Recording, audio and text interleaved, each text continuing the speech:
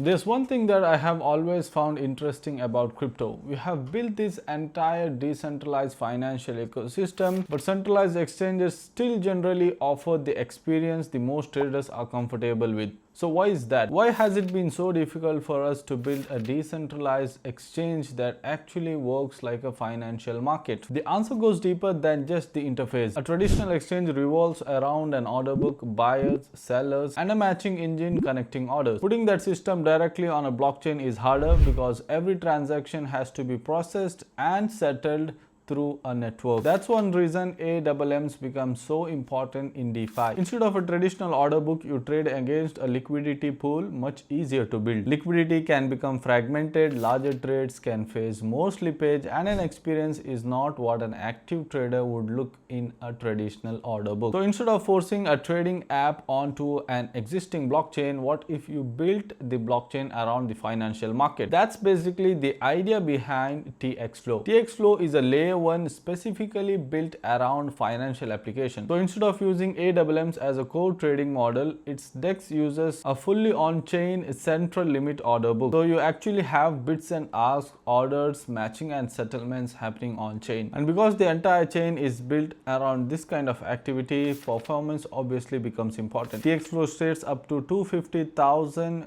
transactions per second using DAG based parallel execution. So now let's open up the platform and see exactly how it works. But before going there, let me tell you I'm not your financial advisor. So make sure you consult your own financial advisor before investing in the markets, because markets are subjected to risk. So all the links related to this particular platform will be in the description and also in our Telegram channel. So once you click on the link, you'll be coming up to this particular interface here. As you can see, the code, everything will be there. You have to click on connect. So once you click on connect, you can either go with your email or Twitter, or even you can connect your wallet to sign in to this particular platform. After that, you will be receiving the message that you are all set and you are secure, and then you are going to come to this particular interface here. You can click on the TxFlow application, and this is the main page. You will be landing here. You have perps, you have spot, you have vault, and your portfolios will be shown here.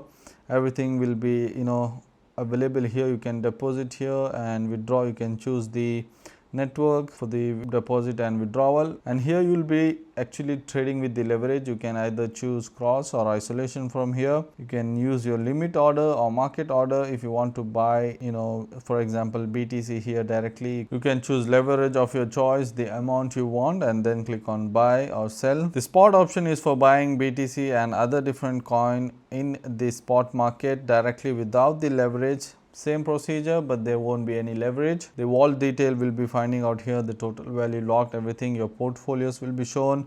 Next is the reward hub. You will be having different rewards which can be unlocked by doing some of the tasks which they mention. So very clear, straightforward and easy to understand interface. So the trading interface is one part what TxFlow is trying to build. The bigger idea is actually liquidity. One of the problem with DeFi is that every new application can end up creating its own liquidity environment. So instead of one deep pool of capital, you can end up with the liquidity spread across multiple applications. TxFlow's approach to this is called TxFlow Improvement Protocol. The idea is to create standards to different type of financial products. TIP1 for spot, that is TxFlow Improvement Protocol 1 for spot, TIP2 for derivatives, TIP3 for prediction markets. There's also one more interesting part about the TxFlow structure which I want to mention here. TxFlow has no investor token allocation. So the project itself is positioning around the community ownership rather than having investors receive a pre-allocated supply of the token. So what do I think?